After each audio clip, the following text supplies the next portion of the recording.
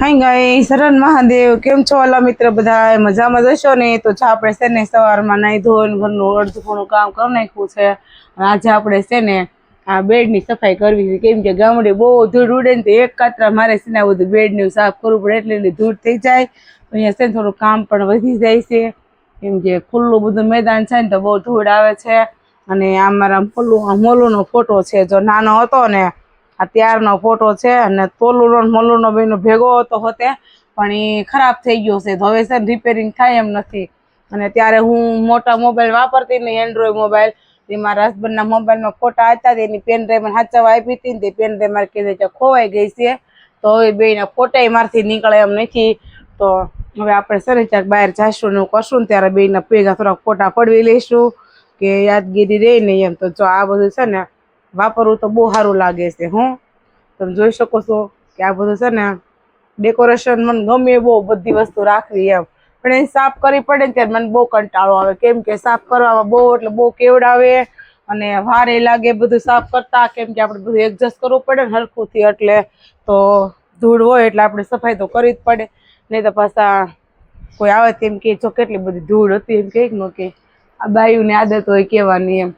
હું પણ કહેતી હોય કોઈના ઘરે જાતી હોય ને તો એમ કે કેટલું બધું ગંદુ ગંદુ પડ્યું હતું એમ. અને અમે અહીંથી છે ને અત્યારે આ મૂકી દીધા છે ખાનામાં.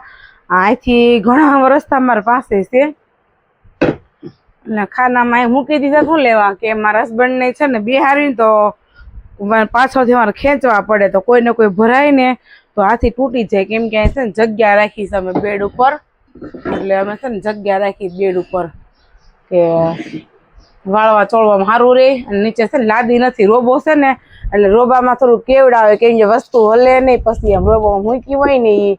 અને જો અમારા હસબન્ડ કારક મીરાશ હોય તે ખાયો, પણ આ બે બાજુ તોડી છે. આમ જો આ કોને બુદ્ધિ વાપરી છે, બે બાજુ તોડી નાખી છે. મેં એક બાજુ તોડી દીધી, કોકે નીંદરમાં દીધી હોય ને બે બાજુ તોડી હોય. તો આ ખાના જો મારે કાંઈ મીક લૂસવા જ પડે, નહીં તો આ ખાના છે ને ગંદા થઈ જાય. તો તમે જોઈ શકો છો આ ખાના લૂસું છું હું, અને આને ક્લીન કરવા જ પડે, કેમ કે કચરો ને વાળવાનું બાકી હતું ને તો કીધું ચાલો આપણે સર આને ક્લીન કરી લેવી. અને આ મારા ગોગસ છે, એસીનો રિમોટ છે, એને હું છે અહીંયા મૂકી દઈશ એટલે કોઈ પચાડે નહીં, કાંઈ નહીં, કોઈ હાથમાં ન આવે. આને મારે કંઈક જુગાડ કરવો જોશે ભરવાનો.